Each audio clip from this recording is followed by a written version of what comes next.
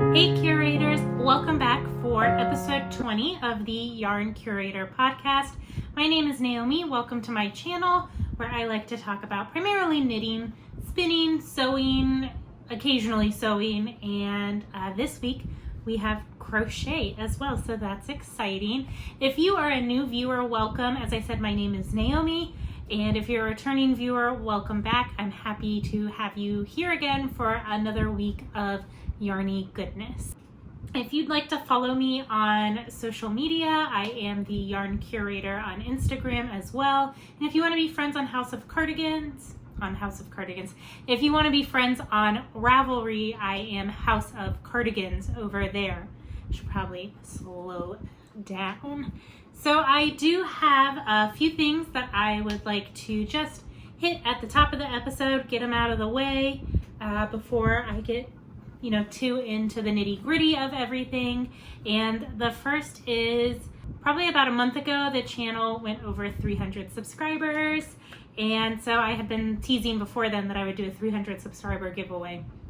I had meant to announce that in my last video, and I remembered it right at the very end of recorded a little something, and then I was like, you know what, it's not right, I forgot about it. I'd rather sit down and be intentional because I had thought of a prompt that I wanted to use and I couldn't remember it. So yes, if you would like to be entered for the giveaway, I think what's easiest is just leaving a comment down below, and in order to be considered, just let me know something you would like to do once you are comfortable re-emerging into society and the new normal that we exist in.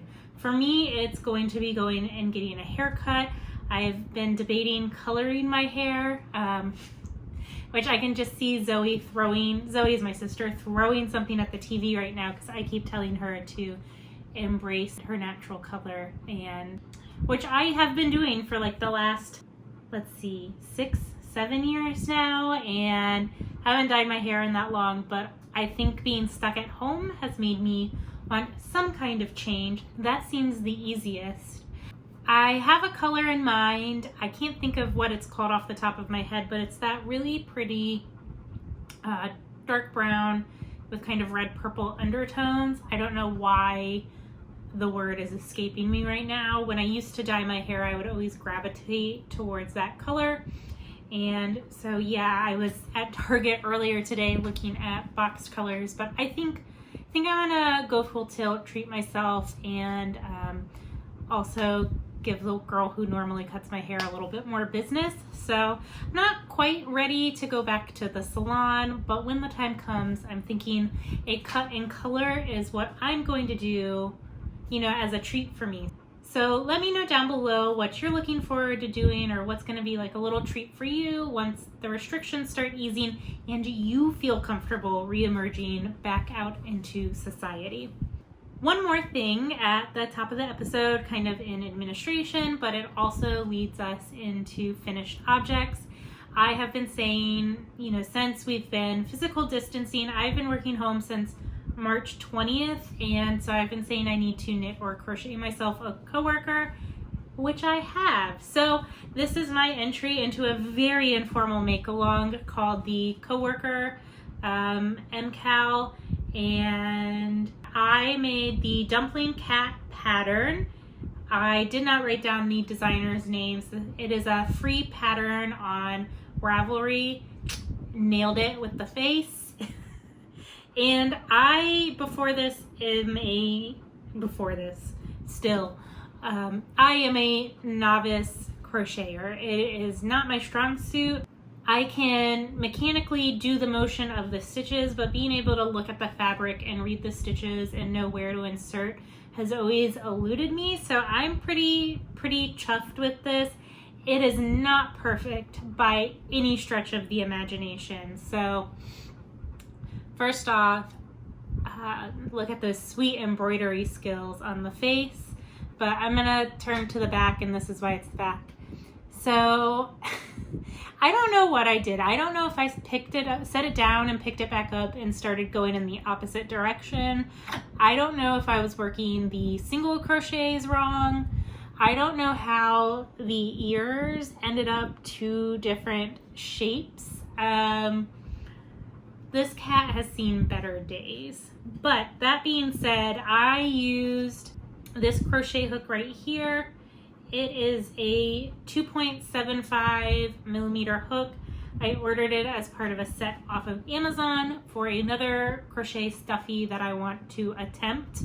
And this was good practice just for kind of getting a feel for the motion. So yeah, I definitely, you can tell down here in the body, got more comfortable with what I was doing. There's still some kind of wonky bits going on in here. It's okay, it's gonna go sit. My husband wants it. He asked me for a little amigurumi for his desk, so that's where this is going to go. The yarn for this is by Ba. It's on their La Jola base, and I think I pronounced that correctly. And the colorway is Birthday Confetti Cake, I believe. I originally purchased this to use in my Merled Magic shawl, and so I just pulled the partial skein out of my stash. So overall, I think it was a really good learning experience. If you are also a crochet newbie like me, the designer does have a couple of videos on getting started in the pattern, which I found when I was about here. But I'll link those down below if you're interested in making this. I do have a tail that I've made. I just need to sew it on, but overall I consider this finished and done. I guess in addition to getting better at crochet, I should put getting better at embroidery on the desired improved skills list. I mean, just look at that face. It's a face only its creator could love. And its creator's husband. So in exciting news, I do have a second finished object this week. This is, it's what I'm wearing. It's my Navelli, which is a pattern by Caitlin Hunter. And the yarn I used is Holst on their Coast base. And it's a 55-45 cotton wool blend. The colors I used are wisteria, lavender, and charcoal. And I knit the ribbing on US size 2s, and the body is knit on US size 3s. So overall, I am really happy with it. I knit the size large, or maybe the extra size. I believe it's size 4 is how the pattern's actually graded, 1 through whatever. And I believe I knit the 4th size. I have, or had, a 42-inch bust. I have since grown since casting this on. So I think I was hoping for about 5 inches of positive ease. And yeah, there's no positive ease in this. I cast this on last summer. As everyone else, you know, every year you just kind of add on the pounds. So I have grown into the positive ease, which, hey, at least I went a size up instead of a size down. So anyways, in terms of modifications, I lengthened the pattern considerably. The way the pattern's written is after you finish the color work in the bottom section, you knit about 4 inches of stockinette on the body. I probably knit closer to 10 to 12 inches. The reason I do not have that correct number or precise measurement, I will tell you in a second. So yeah, the last time I showed it off, it was about here, and I have since divided the sleeves and finished it. So yeah, so it was about there. And so yeah, my tale of struggle, woe, whatever you want to call it, with Navelli. So I have a habit of sometimes knitting my sweaters too short. I get impatient and I want to finish, and I'm like, it'll grow with blocking, and then it's always like half an inch shorter than I want it to be. So with this one, every time I was like, oh, I should just go ahead and divide and knit the front and back. I was like, no, just do 1 or 2 more rows. And I did that for like 2 or 3 nights. And so I actually ended up playing a game of Yarn Chicken, and that is why this top, the bind off, is in a different color for the yoke stitches. I used every last scrap of the main color of this yarn. And when I was finishing up the back panel or the front panel, it doesn't really matter because there's no shaping up here that's different from the front or the back. So when I was finishing up the shaping for each side, I was like, you know what? Genius idea. I always knit a swatch. I'll just go grab my swatch. It's all I'll need to do the like 3 rows that's required for the neck bind off. Y'all, I tore this house apart. Could not find that damn swatch anywhere. Seriously. I keep a bag full of all my old swatches. Do you think it's anywhere in here? No. I have literally, where is it? I have the swatch from my first sweater that I knit over 5 years ago. But can I find the swatch for this? No. No, I can't. I can even find a swatch that got felted in the laundry like a month ago because I use them as coasters routinely. No clue where this one is. And the sad part is I found like 3 different bags of swatches and could not find the one for my Navelli. So I decided I would rather have this done than, you know, have it linger on the needles longer. I mean, seriously, you guys, I have one of my mom's swatches in here. I have Zoe's swatches in here. I'm gonna find it. How I don't have that swatch, I don't know. But yeah. So you guys are like, why do you keep all your swatches?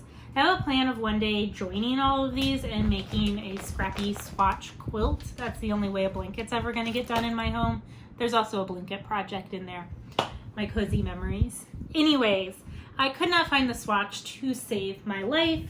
So initially I was thinking I was gonna do this bind off in the charcoal color, and then I was like, you know, I'm gonna go for something a little more low contrast, and I'm gonna do the lavender color that's in the color work.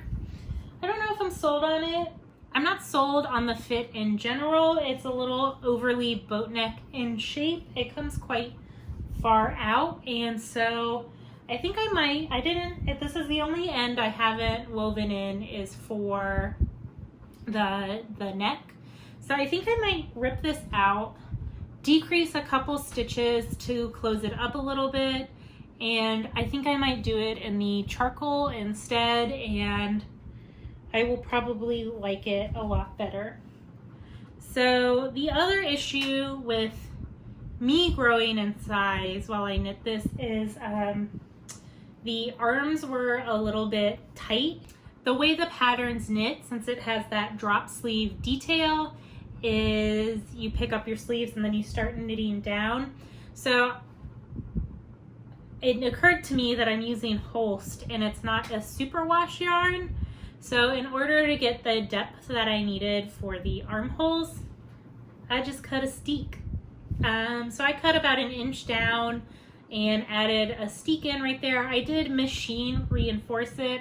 I just wasn't sure how the cotton would behave with that steek.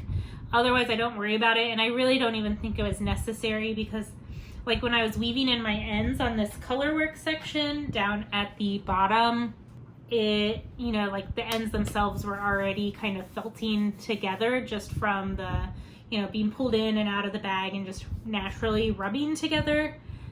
So yeah, I really like it. I have a really good, comfortable fit, and I was glad I thought about that because when I was originally worried about running out of yarn, I had run a lifeline from where I divided the front and back of the sweater, and instead of having to run a second lifeline, pull that yarn out, use it if I needed it, and then graft the 2 sides together, this was a lot easier of a solution than having to do in-depth sweater surgery. It was like an appendectomy or maybe it was more like a tonsillectomy versus like a kidney replacement. Pick your poison. That is probably a terrible analogy, but you get what you get here, folks.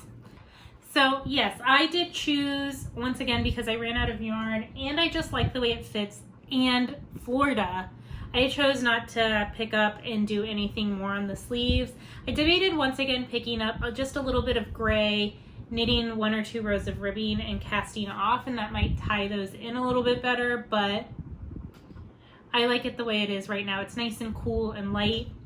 And I have to say, this yarn overall is super light. This is probably the lightest weight feeling garment that I've probably knit in terms of yarn. And that's a combination of the wool and the cotton, and it's woolen spun, and it's just really loosely spun together, so it doesn't feel very heavy. So I have it styled with a dress right now, but it's not how I would normally wear it. I was out running errands earlier and said I'll just throw it on, but yeah, I think it's super cute. I really like it. I'm really pleased with it, and I need to hit the treadmill so I can get those 5 inches of ease back.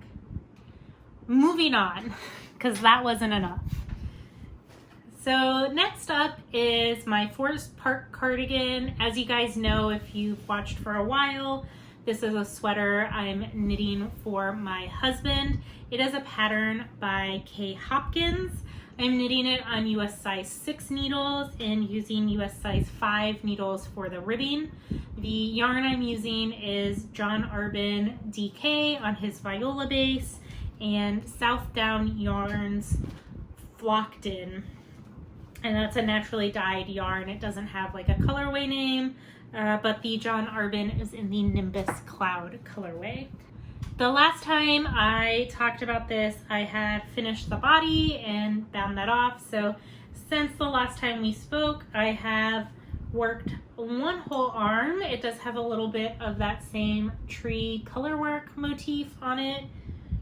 I don't think they look great, but I'm not ripping it out and doing it over again. So yeah, that is what it is. And then I also have knit one of the buttons. I have knit one of the pockets on the sweater, and it is half sewn down. So I'm actually planning on ripping that out and redoing it because it's crooked and it looks like the devil. It just doesn't look good. So I just need to sit down. I need to pin down the pocket and then sew it up. I'm debating doing this side first though, because it is a little bit easier to manipulate with that side also not curling. So I think I'm gonna sew the right side, rip out the left, and then re-sew it. So yeah, I don't know, I've kind of lost some steam and some of the mojo on this. I was really feeling this pattern, and then when I finished the body, I don't know if it's just getting over that big hump or what. I don't know. It also could be I had planned on going ahead and working the button band before doing the sleeves, because that seems like the most tedious thing left, and therefore it would be kind of smooth sailing from there. However, she recommends that you block the garment before picking up those stitches so it's easier to see the selvage edge that you pick up. So I moved on to a sleeve instead. Hopefully I'll have this finished by the next time I podcast. We'll see. I don't know. Sleeve Island has been rough. And I think part of the problem is I also cast on another garment. Y'all know I love me some garments.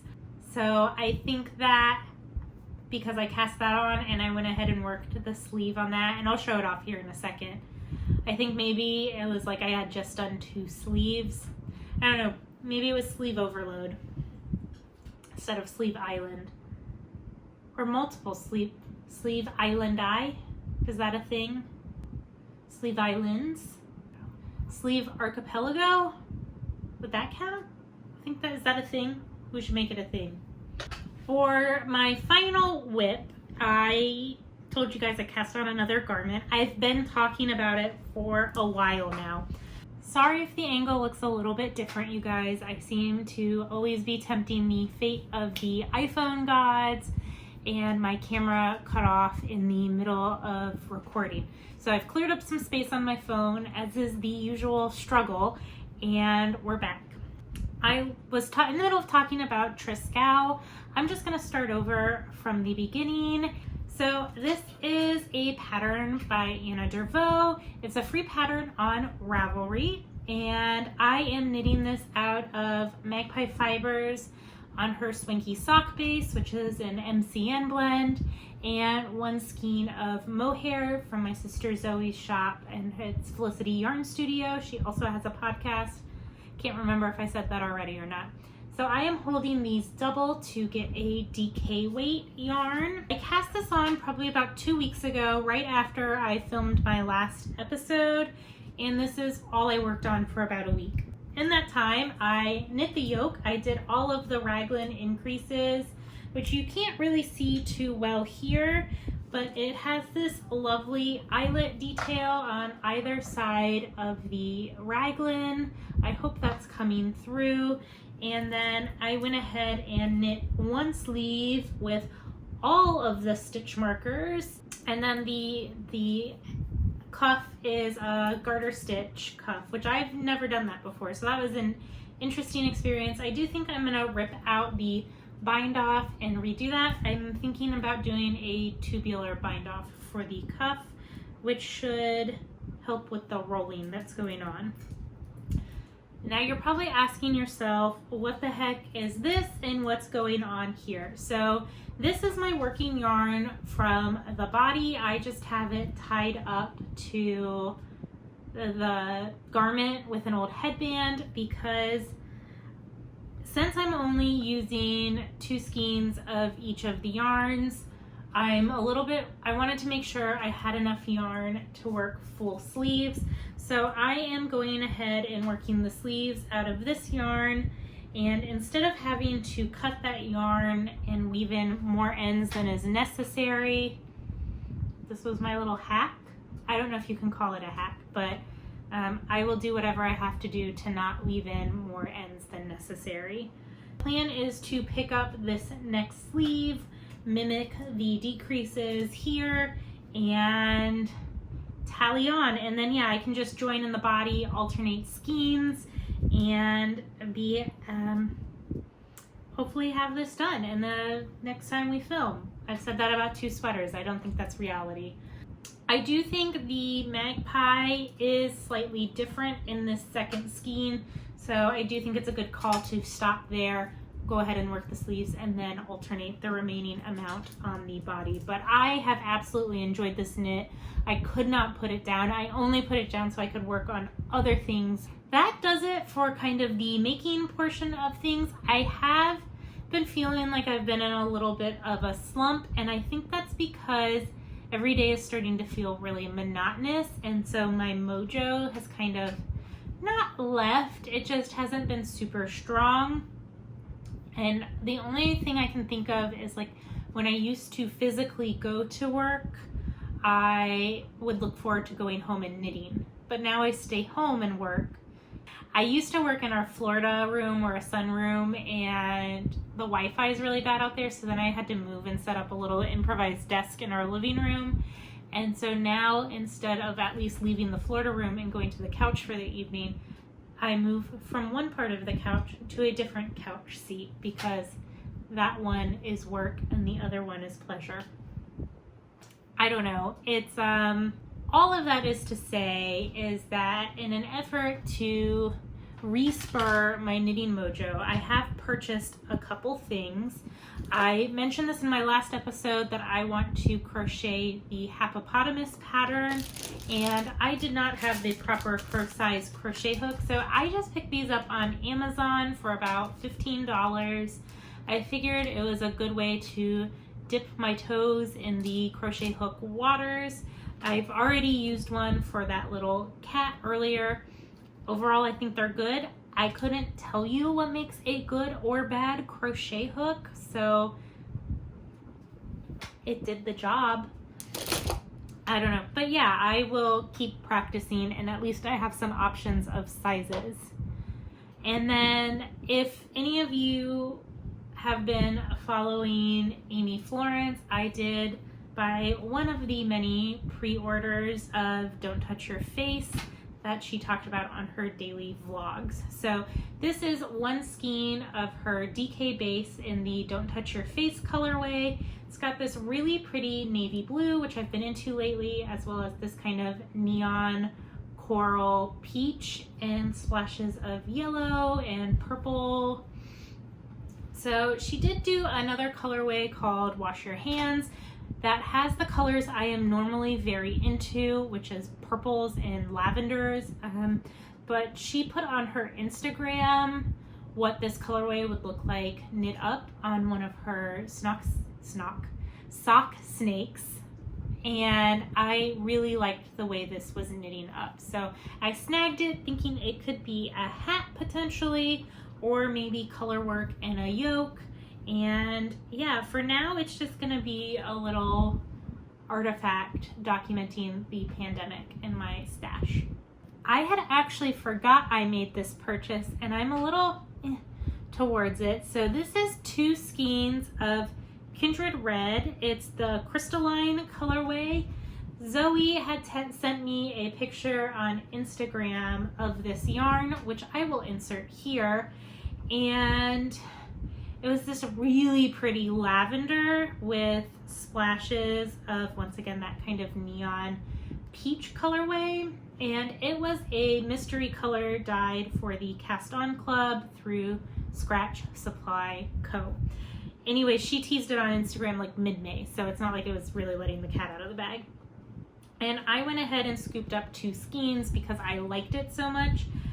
I'm lukewarm towards the yarn. It is growing on me. I think the problem is I fell in love with the picture, and I don't think what I got is that close to what was pictured on Instagram, which was much more kind of tonal in color. This is heavily speckled. This one has a lot more blue than I was anticipating. But it's still a gorgeous, gorgeous dyed yarn. I was just expecting something slightly different. I don't know what it'll become, but it can go into my stash. Maybe it'll grow up. Maybe one day I'll destash it. We'll see what it becomes. So that is it for acquisitions. I am transitioning back to working in the office next week. We are going to be full steam ahead prepping the site for whenever we're told to reopen. Still no reopen date. And yeah, so that should be an interesting change. I am looking forward to seeing my coworkers in person again and just having actual conversations that aren't through a screen. I do miss the energy and kind of creative things that come out of working in a team together, and that synergy you can create. And for me, that's one of the things that motivates me in my job, is when I can chat about a project, or someone keeps you engaged, and you hit a roadblock and you can go talk it out with someone. So I do miss that aspect of my job, and kind of keeping me motivated and driving towards goals. What are those anymore? I think I'm going to call it there. I think this episode's going to be long enough as it is. So if you're interested in the 300 subscriber giveaway, definitely leave a comment down below with what you're looking forward to doing once you feel comfortable re-emerging into society. And if you like today's episodes, hit that thumbs up button, hit subscribe if you want to stay up to date with what's going on here at the Yarn Curator channel. Just helps grow our community a little bit bigger. So until next time, I hope you guys enjoy your making and whatever brings you joy. I'll talk to you later. Bye.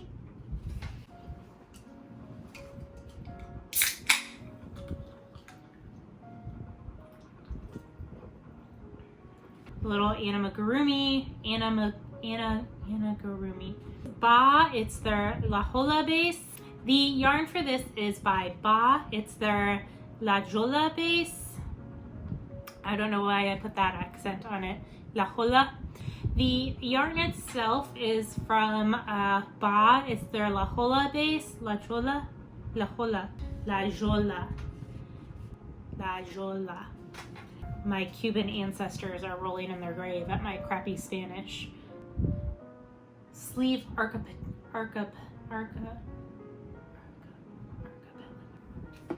Make sure we're still recording. We are.